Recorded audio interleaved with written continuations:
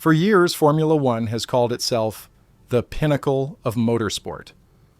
But what happens when that pinnacle becomes a fortress? Michael Andretti, the son of a world champion, with American funding, GM partnership, and FIA approval, was supposed to be the sport's next big success story. Instead, F1 slammed the door in his face. The official reason? He wouldn't add enough value. But fans aren't buying it, because this isn't about value. It's about control.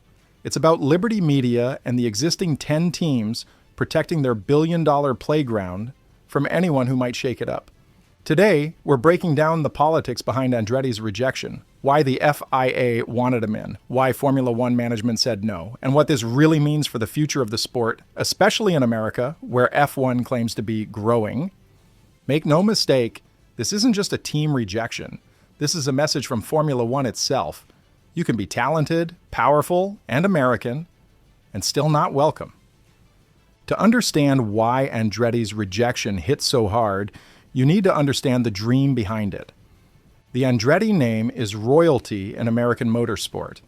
Mario Andretti, a world champion in 1978, remains one of the most respected figures in racing.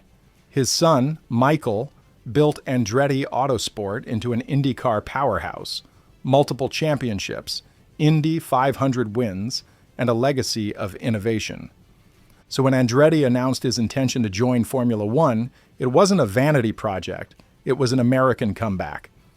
Backed by General Motors and the Cadillac brand, this was the first time a major U.S. manufacturer was prepared to enter F1 as a constructor in decades. The proposal was solid: a new facility in the U.S., investment in talent, an engine collaboration with GM, and long-term commitment to the championship. Andretti wasn't asking for favors. He was following the FIA's own process. And guess what? He passed. The FIA approved his entry after a rigorous evaluation: technical capability, financial stability, and sporting merit. Everything checked out. That should have been the green light. But then came the roadblock. Formula One Management, FOM, the commercial rights holder, said no. The same organization that's supposed to promote competition decided the grid didn't need another team. Their reasoning? Andretti would not bring sufficient value to the sport's long-term interests. In plain English, he'd make the pie smaller for everyone else. That's when fans realized this isn't about performance or potential. It's about protectionism. Andretti's dream wasn't crushed because he wasn't capable. It was crushed because he wasn't invited into F1's exclusive club. And from that moment, the question changed from can Andretti build a team to is F1 still an open competition or a gated community? At the heart of this scandal is a silent war, the FIA versus Liberty Media. The FIA governs the sport. It's the rule maker, the authority that decides who can enter. Liberty Media owns the commercial rights, the show, the profits, the entertainment, and lately, their visions couldn't be more different. When FIA President Mohammed bin Sulayem opened the application process for new teams, he did it under the principle of growth. He wanted to expand F1's footprint, especially in North America.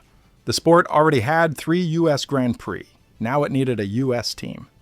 Andretti was perfect for that narrative. But Liberty Media and the 10 existing teams didn't see it that way. More teams mean less prize money, less media exposure, and more competition. Right now, every dollar in F1's prize pool is divided between 10 teams. An 11th team means slicing that pie thinner.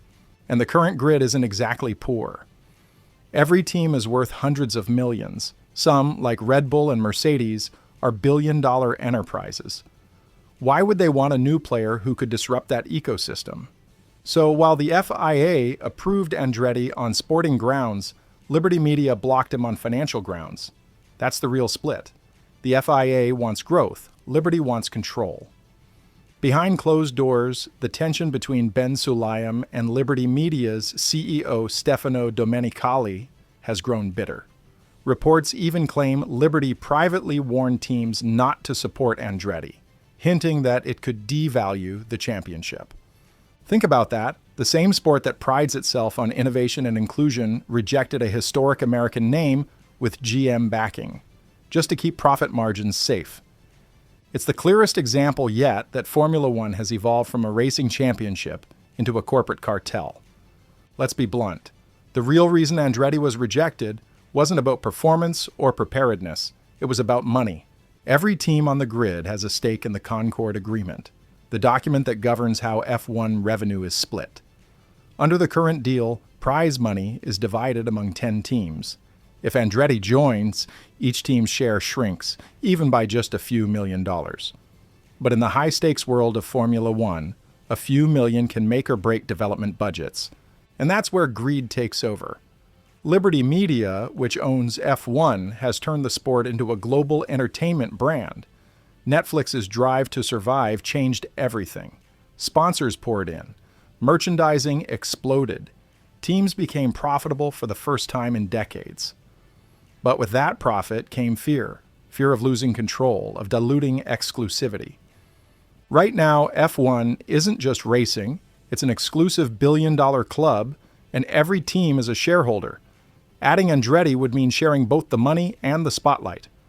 F1's official statement said Andretti would not add sufficient commercial value. But let's dissect that.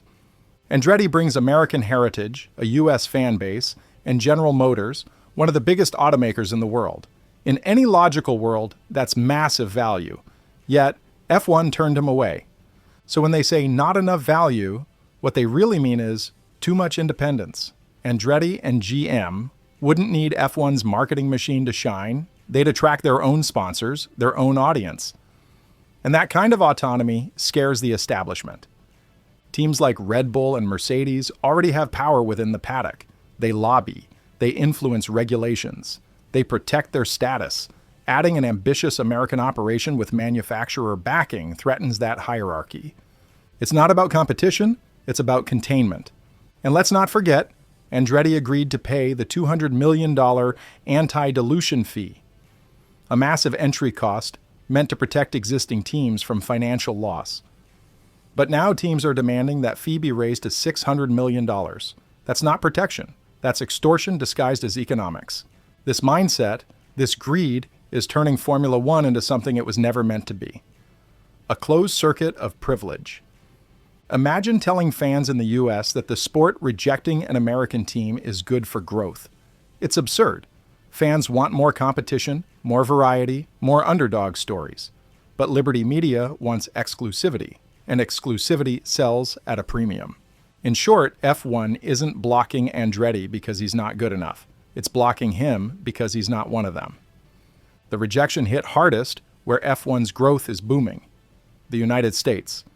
For years, Formula One has tried to conquer America. Liberty Media poured billions into marketing the sport. 3 U.S. races, Miami, Austin, Las Vegas, each bigger and glitzier than the last.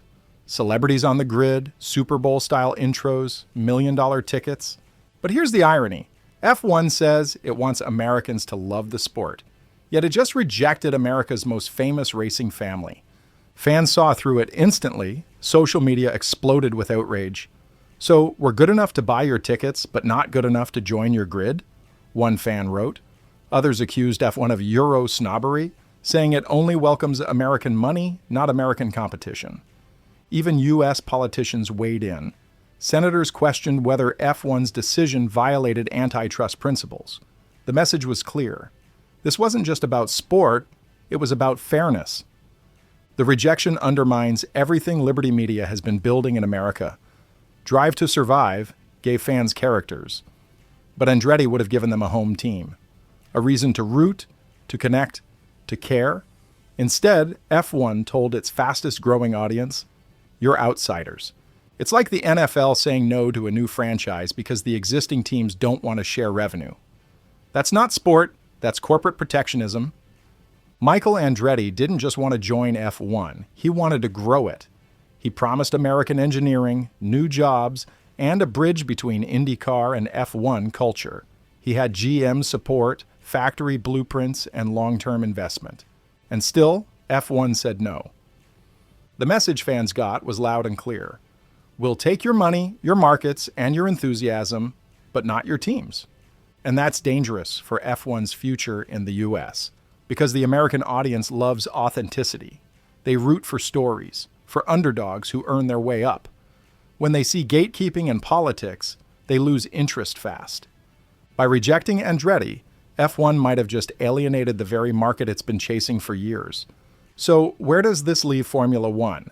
In 2025 and beyond, the sport faces an identity crisis. It's torn between two worlds, one that celebrates innovation and competition, and another that fears disruption and profit loss. Andretti's rejection is more than a business decision. It's a symbol. It tells us that Formula One has become less about who deserves to race and more about who's allowed to profit. The FIA's approval proved Andretti met every sporting requirement, yet FOM still said no. That means sporting merit alone no longer grants you entry. Now it's about political alignment and corporate compatibility. This isn't the first time new teams have been rejected. Remember Porsche's failed entry? The FIA wanted it. Teams didn't. Audi barely made it through because it partnered with Sauber. Everyone else? Blocked. Why? Because the top 10 want a monopoly. They don't want to risk another Braun GP-style miracle, an outsider coming in and winning it all. That terrifies them. F1's ecosystem has become self-preserving. The same teams stay rich, stay powerful, stay protected. And Liberty Media is fine with that. Stability keeps investors happy, but stability kills evolution. Andretti's rejection sends a chilling message to anyone with ambition. If you're not already inside, don't bother knocking. But here's the twist. This decision could backfire spectacularly because F1's American audience isn't naive. They see what's happening, and unlike traditional European fans, they have alternatives. IndyCar, NASCAR, IMSA. The US was supposed to be Formula One's next frontier. New fans, new sponsors, new generations. But you can't expand into a market while disrespecting its icons, and Andretti is an icon. If F1 truly wants to call itself global, it can't cherry-pick its participants based on politics. It needs to remember what made it great: competition, diversity, risk. Right now, F1 looks more like a gated billionaire club than the world's premier racing championship. And when that happens, fans eventually walk away, because exclusivity doesn't inspire passion. It suffocates it. Andretti's rejection wasn't just a missed opportunity. It was a warning. If Formula One keeps shutting its doors to new challengers, one day, fans might stop knocking altogether.